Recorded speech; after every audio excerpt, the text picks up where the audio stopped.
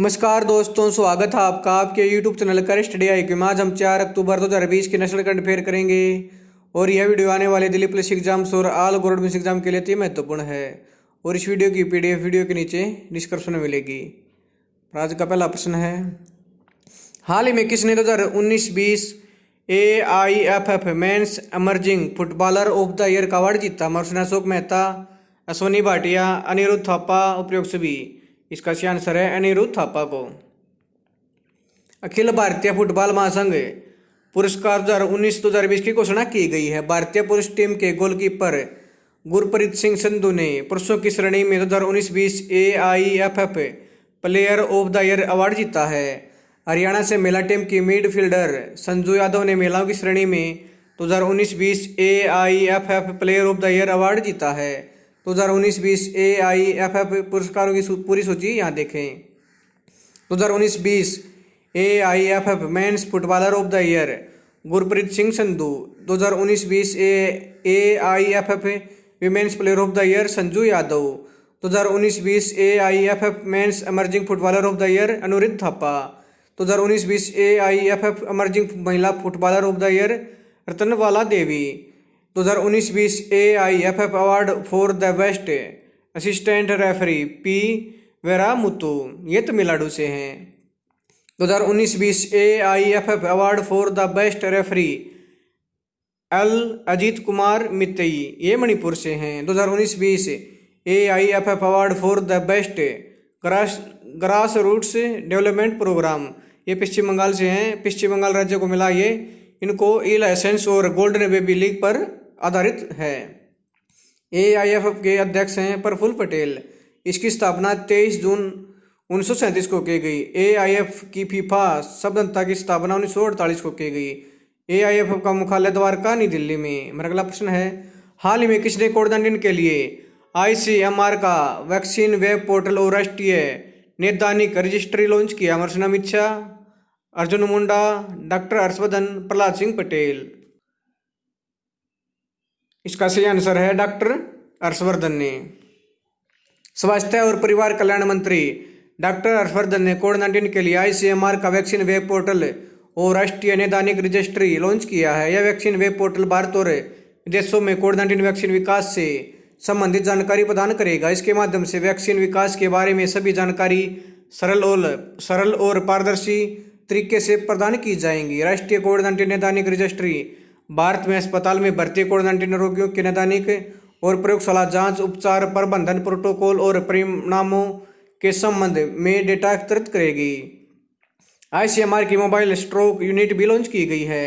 Mobile stroke unit हृदय रोग और उच्च रक्तचाप से पीड़ित लोगों के लिए समय पर और उचित उपचार सुनिश्चित करेगा। हमारा अगला प्रश्न है, हाल ही में अंतर्राष्ट्रीय खाद्य हानि और अपशिष्ट नवीनीकरण जागरूकता दिवस कब बनाया गया? 29 सितंबर, 30 सितंबर, 1 अक्टूबर, 2 अक्टूबर। इसका सही आंसर है 29 सितंबर को। अंतर्राष्ट्रीय खाद्य हानि और अपशिष्ट नवीनीकरण जागरूकता दिवस वैश्विक स्तर पर 29 सितंबर को बनाया जाता है। यह वर्ष अंतर्राष्ट्रीय खाद्य हानि और अपशिष्ट की जागरूकता के अंतर्राष्ट्रीय दिवस का पहला अवलोकन है। साथ ही यह वैश्विक कोविड-19 महामारी के दौरान आया है, जिसने हमारे भोजन के उत्पादन और उपभोग करने के तरीकों को बदलने और पुनर्संतुलन की आवश्यकता पर एक वैश्विक जागृति ला दी है। अंतर्राष्ट्रीय खाद्य हानि और अपशिष्ट न्यूनीकरण जागरूकता दिवस 2020 का विषय है stop food loss and waste for the people for the planet. इसका इतिहास 2019 में 74वें संयुक्त राष्ट्र महासभा ने 29 सितंबर को खाद्य हानि और अपशिष्ट की जागरूकता के अंतर्राष्ट्रीय दिवस के रूप में नामित किया, जो खाद्य सुरक्षा और पोषण को बढ़ावा देने के लिए टिकाऊ खाद्य उत्पादन में मूल भूमिका निभाता है। हमारा अगला प्रश्न है, हाल ही में खाद्य और ग्रामोद्योग आयोग ने किसको अपने परामर्शक के रूप में नियुक्त किया? विजय कुमार, अर्नव चौधरी, सुनील शेट्टी, साहिल सेठ। इसका सही आंसर है सुनील शेट्टी को। खाद्य और ग्रामोद्योग ने सुनील शेट्टी को अपने परामर्शक के रूप में नियुक्त किया है। सुनील शेट्टी भारतीय फैशन डिजाइन काउंसिल के अध्यक्ष हैं। उन्हें 1 वर्ष की अवधि के लिए नियुक्त किया गया है। इससे पहले प्रसिद्ध फैशन डिजाइनर सुश्री रितु बेरी KVIC के सलाहकार के रूप में कार्य कर चुकी हैं। सुनील शेट्टी रेडीमेड कपड़ों के क्षेत्र में नवीनतम डिजाइन हस्तक्षेप के साथ साथ भारत और विदेशों में खादी को बढ़ावा देने के लिए आयोग को सलाह देंगे। स्थानीय और अंतर्राष्ट्रीय स्तर दोनों पर फैशन उद्योग में खादी का सतत वृद्धि नियुक्ति के पीछे प्रमुख विचार है। खादी और ग्राम उद्योग आयोग का अध्यक्ष हैं विनय कुमार सक्सेना। अगला प्रश्न है, हाल में लिखी गई पुस्तक ए बकेट ऑफ फ्लावर्स की लेखिका कौन है? प्रश्न प्रियंका चोपड़ा, डॉक्टर कृष्णा सक्सेना, गौरी खान, इनमें से कोई नहीं। इसका सही आंसर डॉक्टर कृष्णा सक्सेना। रक्षा मंत्री राजनाथ सिंह ने डॉक्टर कृष्णा सक्सेना की पुस्तक का विमोचन किया है जिसका शीर्षक ए बकेट ऑफ फ्लावर्स है।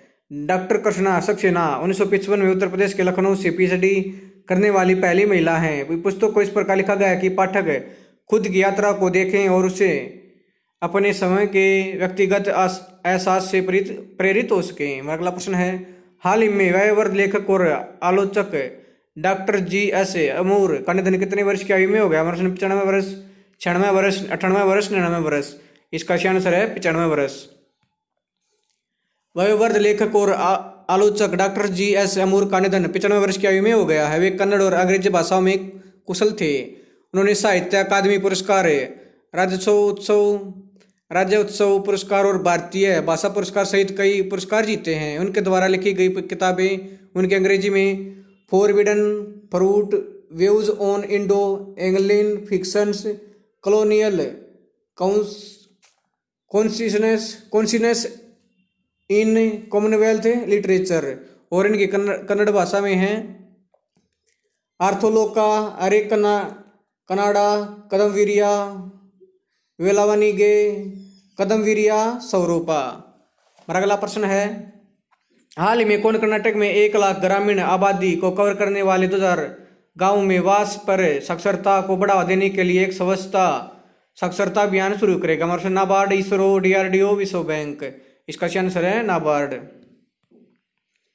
National bank for agriculture and rural development Karnataka में 1 लाख ग्रामीण आबादी को कवर करने वाले 2000 गांवों में वास पर साक्षरता को बढ़ावा देने के लिए एक साक्षरता अभियान शुरू करेगा। अभियान का उद्देश्य अच्छी व्यवस्था और व्यवस्था प्रथाओं को अपनाने के लिए महत्वपूर्ण व्यवहार परिवर्तनों को विकसित करने पर ध्यान केंद्रित करना है। यह अभियान 2 अक्टूबर से शुरू होगा और 26 जनवरी 2021 तक जारी रहेगा। अतीत में नाबार्ड ने भी देश भर में 27,298 करोड़ रुपए की लागत वाले 3.29 करोड़ घरेलू शौचालयों के निर्माण पर का समर्थन किया था। National bank for agriculture and rural development के अध्यक्ष हैं गोविंदा रुजुलू चिंटाला। अगला प्रश्न है, हाल ही में किस ई कॉमर्स मार्केट प्लेस ने ऑनलाइन वित्तीय धोखाधड़ी के लिए साइबर बीमा कवर शुरू किया? Flipkart, Bajaj Allianz general insurance, Google, A and B दोनों। इसका सही आंसर है ए एंड बी दोनों। E commerce market place Flipkart और बजाज आलियांज जनरल इंश्योरेंस ने ऑनलाइन वित्तीय धोखाधड़ी के लिए साइबर बीमा कवर शुरू किया है। यह उत्पाद डिजिटल सुरक्षा ग्रुप इंश्योरेंस उन ग्राहकों की मदद करेगा जो विभिन्न ऑनलाइन प्लेटफॉर्म पर साइबर हमलों, साइबर धोखाधड़ी या ऐसी अन्य दुर्भावनापूर्ण गतिविधियों के परिणाम स्वरूप होने वाले वित्तीय नुकसान के खिलाफ खुद को कवर करना चाहते हैं। ग्राहक 50,000 के कवर के लिए 183 रुपये के प्रीमियम पर 1 साल के कवर का विकल्प चुन सकते हैं। यह साइबर हमले, फिशिंग, स्पूफिंग और सिम जैकिंग से उत्पन्न पहचान की चोरी के परिणाम स्वरूप अनधिकृत डिजिटल वित्तीय लेनदेन के कारण प्रत्यक्ष वित्तीय नुकसान की भरपाई करेगा। फ्लिपकार्ट का मुख्यालय बेंगलुरु कर्नाटक में।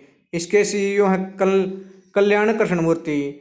बजाज आलियांज जनरल इंश्योरेंस के सीईओ हैं तपन सिंघल और इसका मुख्यालय पुणे महाराष्ट्र में। अगला प्रश्न है, हाल ही में किसने बिलों से संबंधित भुगतान सेवाओं को संभालने के लिए भारत बिल भुगतान परिचालन इकाई की स्थापना के लिए वक्रांगी लिमिटेड को संवैधानिक मंजूरी दे दी? RBI bank, RBL bank, SBI bank, PNB bank.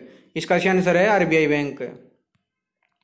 भारतीय रिजर्व बैंक आरबीआई बैंक ने बिलों से संबंधित भुगतान सेवाओं को संभालने के लिए भारत बिल भुगतान परिचालन इकाई की स्थापना के लिए वक्रांगी लिमिटेड को संवैधानिक मंजूरी दे दी है। भारतीय रिजर्व बैंक से संवैधानिक प्राधिकरण के साथ वक्रांगी लिमिटेड भुगतान और निपटान प्रणाली अधिनियम 2007 के तहत बीबीपीओयू की स्थापना और संचालन करेगा। अब बीबीपीएस के दायरे में बिलों से संबंधित भुगतान सेवाओं के भुगतान और एकत्रीकरण के उस संबंधित एकीकरण को सीधे संचालित करने में सक्षम होगा। कंपनी अपने साझेदार बैंकों, बीमाकर्ताओं, सरकारी एजेंसियों, ई कॉमर्स प्लेयर्स की ओर से खासकर इसकी ग्रामीण और अर्ध शहरी क्षेत्रों की शाखाओं में बैंकिंग, बीमा, मनी ट्रांसफर सेवाएं, ई कॉमर्स, ई गवर्नेंस और अन्य डिजिटल सेवाएं प्रदान करती है। आरबीआई के 25वें गवर्नर हैं शक्तिकांत दास। इसका मुख्यालय मुंबई में और इसकी स्थापना 1 अप्रैल 1935 को कलकत्ता में की गई। अगला प्रश्न है, हाल में किसने वैज्ञानिक और औद्योगिक अनुसंधान परिषद, उन्नत भारत अभियान, भारतीय प्रौद्योगिकी संस्थान दिल्ली और विज्ञान भारती की संयुक्त पहल के तहत ग्रामीण विकास के लिए CSIR टेक्नोलॉजीज लॉन्च किया? मर्चना प्रहलाद सिंह पटेल, डॉक्टर हर्षवर्धन, अमित शाह, इनमें से कोई नहीं। इसका सही आंसर है डॉक्टर हर्षवर्धन। विज्ञान और प्रौद्योगिकी, पृथ्वी विज्ञान और स्वास्थ्य और परिवार कल्याण मंत्री डॉक्टर हर्षवर्धन ने वैज्ञानिक और औद्योगिक अनुसंधान परिषद, उन्नत भारत अभियान, भारतीय प्रौद्योगिकी संस्थान दिल्ली और विज्ञान भारती की संयुक्त पहल के तहत ग्रामीण विकास के लिए CSIR टेक्नोलॉजीज लॉन्च की है। उपरोक्त सभी ने S&T संगठनों, विभा और UBA की सक्रियता के तहत ग्रामीण समूह में स्थायी आजीविका के अवसर उत्पन्न करने के लिए वैज्ञानिक हस्तक्षेप के लिए संयुक्त रूप से काम करने की योजना बनाई है। मंत्री ने इस अवसर पर CSIR, National Institute of Science Technologies and Development Studies, e compendium और ई कॉपी टेबल बुक का विमोचन भी किया। CSIR NISTADS CSIR प्रयोगशालाओं, UBA, विभा और हितधारकों के बीच संबंध स्थापित करने के लिए एक नोडल CSIR लैब के रूप में कार्य कर रहा है। दोस्तों, अगर आपको यह वीडियो पसंद आए तो आप मेरे YouTube चैनल करें स्टडी आई को लाइक करें, शेयर करें, कमेंट्स करें, सब्सक्राइब करें और इसके बेल आइकन को दबा दें ताकि आने वाली हर एक वीडियो का नोटिफिकेशन आपको टाइम पे मिलता रहे। धन्यवाद दोस्तों।